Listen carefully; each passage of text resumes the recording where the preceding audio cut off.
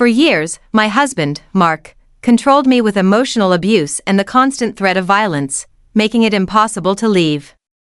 He thought our lavish, exotic vacation was a reward for my obedience. But what he didn't know was that I had discovered his secret: multiple fraud warrants in another state. I spent the whole trip not relaxing, but making a phone call that would land him in a foreign jail. Watching the local police haul him away at the airport was the purest moment of freedom I've ever felt. But I used our family trip and my son was watching.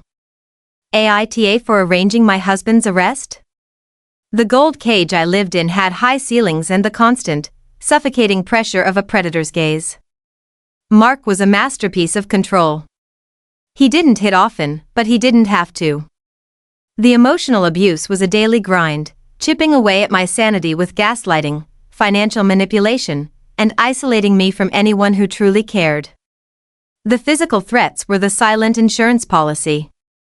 A hand squeezing my arm too hard, a vase narrowly missing the wall, the look in his eyes that promised swift, brutal retaliation if I ever dared to challenge him or, worse, leave.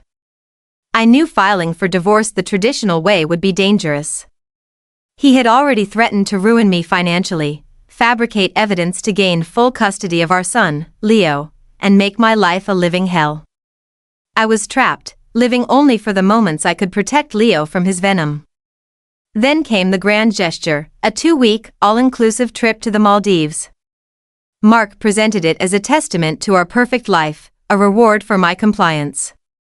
For me, it was just another stage for his performance, another demonstration of the money I knew he earned through shadowy, high-risk deals. The opportunity came not in a moment of bravery, but in a moment of pure, dumb luck. We were having a late dinner at home a few days before the flight. Mark had too much wine and went to the bathroom, leaving his laptop open on the kitchen island, a cardinal sin for him. I knew I had seconds. I crept over and saw a browser tab open, minimized but not closed. The title was something cryptic, but the URL contained the word extradition. My heart hammered against my ribs. I quickly scrolled through the page's history and found a recent search: Statute of Limitations Securities Fraud, State Name. It wasn't our state. I scribbled down a few keywords and the state name, then quickly closed the tab and returned to my seat, breathing heavily, pretending to look at my phone. Later that night, tucked away in my home office with a VPN running, I started digging. Within an hour, my blood ran cold. The search terms led me to a few old news articles about a financial scheme that had collapsed years ago. Cross-referencing names led me to the state's public records database.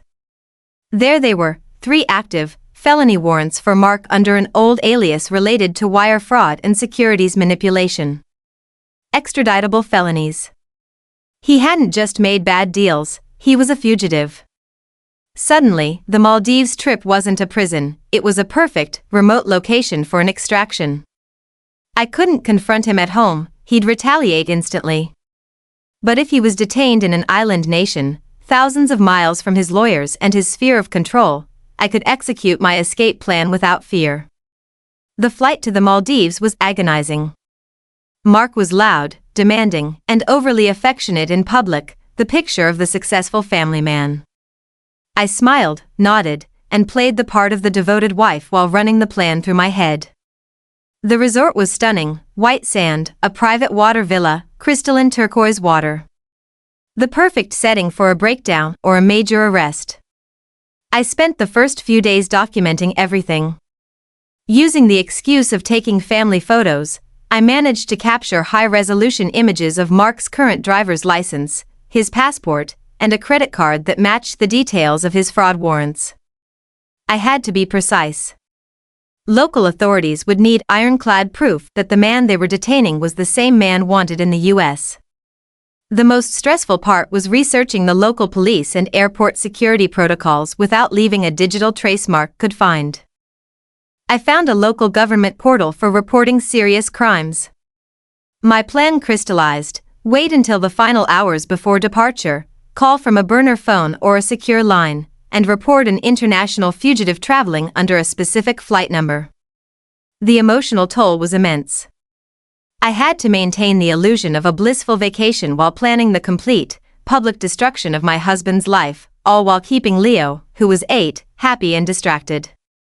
Every time Mark looked at me with that possessive smirk, I felt a surge of icy power. He was a cornered animal and he didn't even know the trap was set. The heaviest weight, however, was Leo. I knew this would be traumatic for him, but what was a single moment of trauma versus a lifetime of emotional wreckage under Mark's control? I convinced myself I was doing this for Leo. On the morning of our departure, the pressure was unbearable. Mark was complaining about the slow room service and rushing us to the speedboat. I excused myself, claiming I needed to buy a last-minute souvenir. I walked quickly to the hotel's remote business center, where I knew there was a pay-by-the-minute secure phone line. My hands were shaking, but my voice was steady. I called the main government security office. I need to report an individual with active felony warrants in the United States traveling on flight, specific airline and number, to, city, today, I said, using a low, flat voice. I gave them Mark's full legal name, his passport number, the specific state warrants, and the nature of the fraud. I told them he was highly volatile and should be approached with caution. The whole conversation lasted less than 4 minutes. I hung up, deleted the browser history, paid cash, and rejoined my family, feeling like a ghost. The ride to the airport was silent on my part. Mark was talking about his next venture, already planning the next demonstration of his perceived power. I watched him, seeing not my husband, but a ticking time bomb I had just armed and set. We checked in without incident. Security was routine. I was a knot of nerves, convinced the call hadn't been enough, that they hadn't cared. We were standing right at the gate, waiting for the boarding announcement, when it happened. 2 men in dark suits, followed by 2 uniformed officers, approached our gate. They looked around, their eyes settling instantly on Mark. "Mr. Mark, last name?" one of the men in suits asked, his voice low but authoritative. Mark, arrogant as ever, gave a condescending smile. "That's me. What's the issue, gentlemen? You holding up my first-class flight?" The officer didn't flinch. "Sir, we have received credible information regarding active extradition warrants against you in the United States. We need you to come with us." The color drained from Mark's face. For the first time, he was speechless. Then the rage erupted. "This is a mistake. You're arresting an American citizen on vacation. Jenna. Call my lawyer." He looked at me, and in my eyes, he saw not panic, but cold, terrible certainty. He understood in that instant. I saw his recognition turn to pure, undiluted hatred. He lunged toward me, but the uniformed officers reacted immediately, grabbing his arms. "It's okay, honey," I said to Leo, pulling him close, shielding his face.